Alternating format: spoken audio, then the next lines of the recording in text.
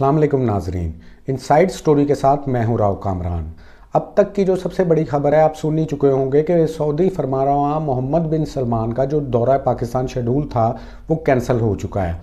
اس کی بہت سی وجوہات ہیں۔ سب سے پہلے تو ہم بات کریں گے کہ دورہ کتنی اہمیت کا حامل تھا۔ اس دورے کی بہت زیادہ اہمیت تھی۔ پاکستان کے معاشی حالات جیسا کہ آپ جانتے ہیں کچھ اچھے نہیں جا رہے، اور اسی وجہ سے اس دورے کو بہت زیادہ اکانومی کے لیے بہت اچھا قرار دیا جا رہا تھا، کیونکہ اربوں ڈالر کے معاہدے ہونے تھے سعودی فرمانروا کے ساتھ، جس پہ انہوں نے اور حکومت پاکستان نے سائن کرنے تھے، اور اسی لیے کافی دنوں سے ان کے استقبال کی تیاریاں بھی جاری تھیں۔ باقاعدہ اس حوالے سے مختلف چیزوں کو حتمی شکل دی جا رہی تھی، مگر اب سڈنلی یہ دورہ کینسل کیا گیا ہے۔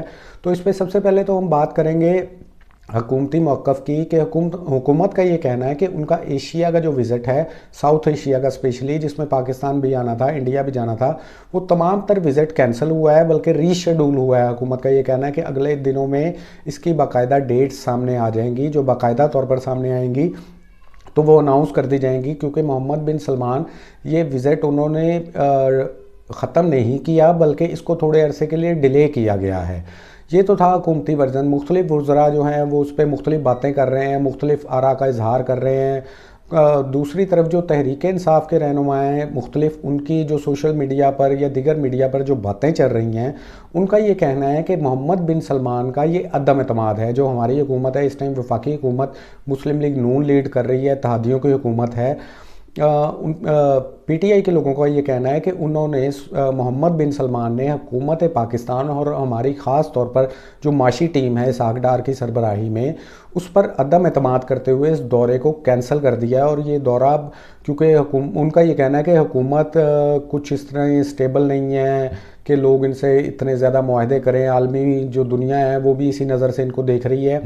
اب دیکھنا یہ ہے کہ اگر حکومت پر اعتماد نہیں تھا پی ٹی آئی کے لوگوں کے بقول جو بات کہی جا رہی ہے، تو یہ دورہ اسی حکومت نے شیڈول کروایا تھا، اسی دور میں شیڈول ہوا تھا، اور اس کی اہمیت بھی تمام تر معاہدے جو ہیں یہ اسی حکومت کے زیر غور رہے ہیں۔ تاہم یہ تمام تر جو باتیں ہیں وہ چل رہی ہیں، وہ ہم نے آپ کے سامنے رکھی ہیں۔ حکومت کی جو معاشی ٹیم کی اس سے ایک بات نکلتی ہے، جو کارکردگی ہے ڈار صاحب کی، وہ شروع میں جب ڈار صاحب تشریف لائے، پہلے تو ان کے آنے سے پہلے مسلم لیگ نون کا جو سسٹم ہے اس کے تحت ایک ماحول بنایا گیا۔ اپنے ہی ایک وفاقی وزیر مفتاح اسماعیل کو، جو وزیر خزانہ کے طور پہ کام کر رہے تھے، ان کے اوپر تنقید کی گئی۔ ایون پارٹی کی ہائی لیڈرشپ مریم نواز کی جانب سے بھی تنقید کی گئی، جس کی بعد نواز شریف کی جانب سے بھی اظہار ناراضگی کیا گیا مختلف چیزوں پر۔ تاہم مفتاح اسماعیل کا یہی کہنا تھا کہ وہ تمام تر جو اقدامات کر رہے ہیں وہ اس اکانومی کو بچانے کے لیے کر رہے ہیں، اور وہ وقت کی ضرورت ہے۔ آہستہ آہستہ یہ چیزیں ثابت بھی ہوتی گئیں۔ ڈار صاحب خیر تشریف لائے، ڈالر کی قیمت نیچے آتی رہی، ڈار صاحب کے آنے جانے سے ڈالر کرتا رہا۔ یہ تمام چیزیں ہم پہلے ماضی میں بھی دیکھ سکتے ہیں، پچھلے ادوار میں بھی نون لیگ کے ڈار صاحب اسی طرح ڈالر کے ساتھ کھیل لیتے تھے، ان کو کھیلنا آتا ہے۔ تاہم جب آئی ایم ایف کے حوالے سے بات ہوئی تھی تو مفتاح اسماعیل نے اوپنلی یہ کہا تھا کہ ڈار صاحب کی پالیسی یہ صحیح نہیں ہے، جس کا ہمیں نقصان اٹھانا پڑے گا، اور آئی ایم ایف بھی اس میں ہمارے ساتھ تعاون کرنے سے انکار کر دے گا۔ اور تاہم اس وقت جب یہ مفتاح صاحب کا بیان سامنے آیا تھا، تب حکومت اور ڈار صاحب نے بڑے تکبر سے جواب دیا تھا، بلکہ ڈار صاحب کا یہ ذاتی بیان تھا۔ انہوں نے کہا تھا کہ مجھے آئی ایم ایف کو ڈیل کرنا آتا ہے، اور میں ان سب چیزوں سے ڈیل کر لوں گا، اور دوسرے لوگ پریشان نہ ہوں۔ جس کے بعد مفتاح اسماعیل خاموش ہو گئے، ظاہر ہے۔ لیکن اب ڈار صاحب کی کارکردگی یہ ہے کہ ابھی تک ہمیں حالات میں جس طرح کی توقع کی جا رہی تھی، یا جس طرح نون لیگ پورٹرے کر رہی تھی، ویسی کوئی بہتری دیکھنے میں نہیں آئی۔ آئی ایم ایف سے مذاکرات بھی سنائے جا رہے ہیں کہ وہ بھی ڈیلے ہو گئے، ان کی تاریخ بھی آگے چلی گئی ہے۔ اس طرح مختلف معاملات میں حکومت کو بہرحال معاشی طور پر ناکامی کا سامنا مسلسل کرنا پڑ رہا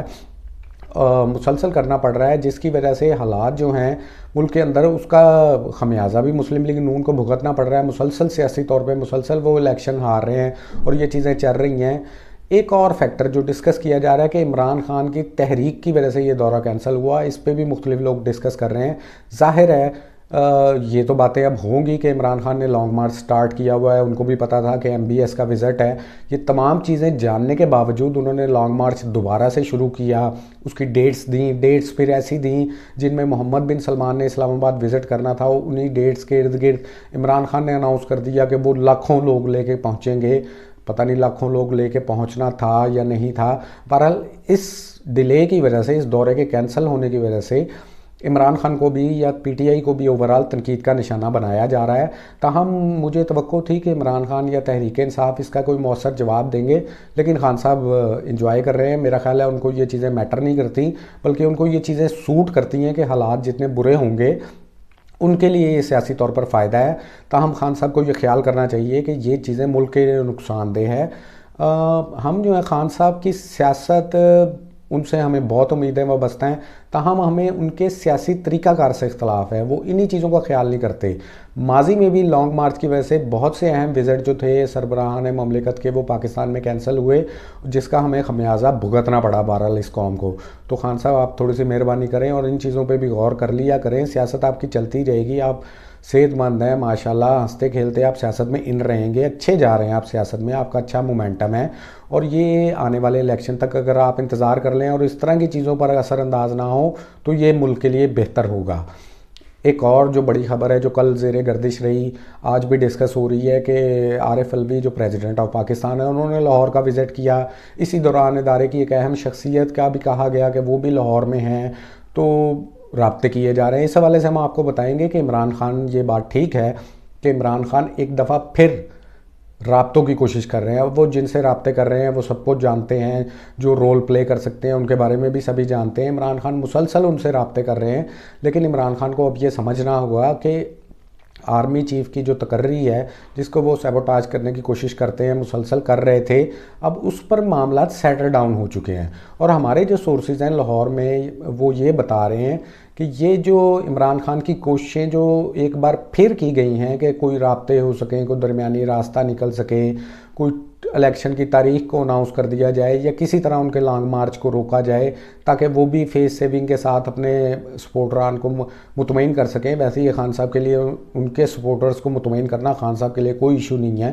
وہ کچھ بھی یو ٹرن لے کے کچھ بھی کہہ دیں تو ان کے سپورٹرز جو ہیں وہ اس کو منوان تسلیم کریں گے، بلکہ اس کے حق میں دلائل بھی خود ہی سے تلاش کر لیں گے. اس کے لیے بھی خان صاحب کو زحمت نہیں کرنی پڑے گی.